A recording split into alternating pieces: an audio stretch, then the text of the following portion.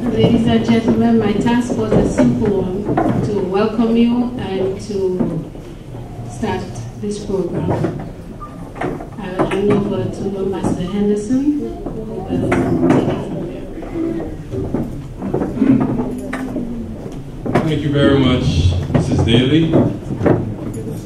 Ladies and gentlemen, a pleasant good evening to you. And it's good to be here. It's good to see so many familiar faces. Some haven't seen longer than others, but all the same, it is indeed a pleasure to see you. Let me say good evening to all of you. And to thank you for taking time off from your family activities and some of you from your jobs, driving long distances to be here with me so we could interact and speak about issues relating to our country, Dominica. I stand before you as the most elected member of Parliament of Dominica. I was elected by the people of the Vegas constituency, where I received in excess of 90% of the votes cast. And as I understand it from our Christian principle, it is the Lord who appoints. Amen. So I was elected by the people, then appointed by the Almighty to be in this position. Then the High Court said I was okay. Then the OECS Supreme Court said you were good. I was properly and lawfully elected as a member of Parliament. We have to remain positive. You have to continue promoting Dominica in a positive way. You will not always agree for everything, nobody will agree for everything, but that we have to look at the bigger picture for the country's advancement.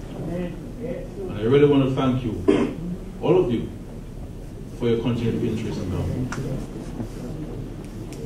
The issue of whether I'm not sure whether you mean something to replace the existing one.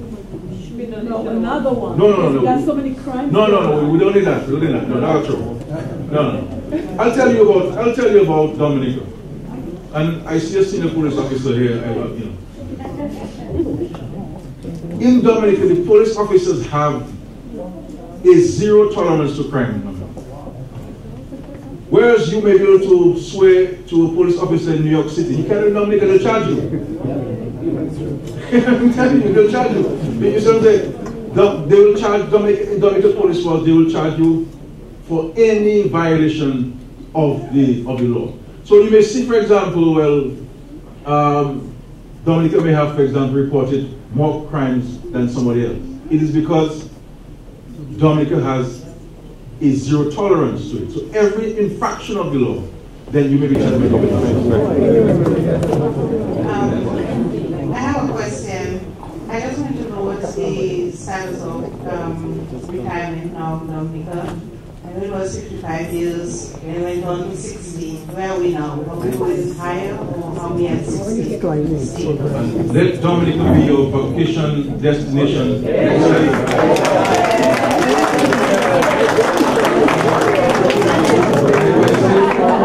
I still find too many of you go to Miami Carnival, not Dominica Carnival, and I still too many of you go to Caribana in Canada.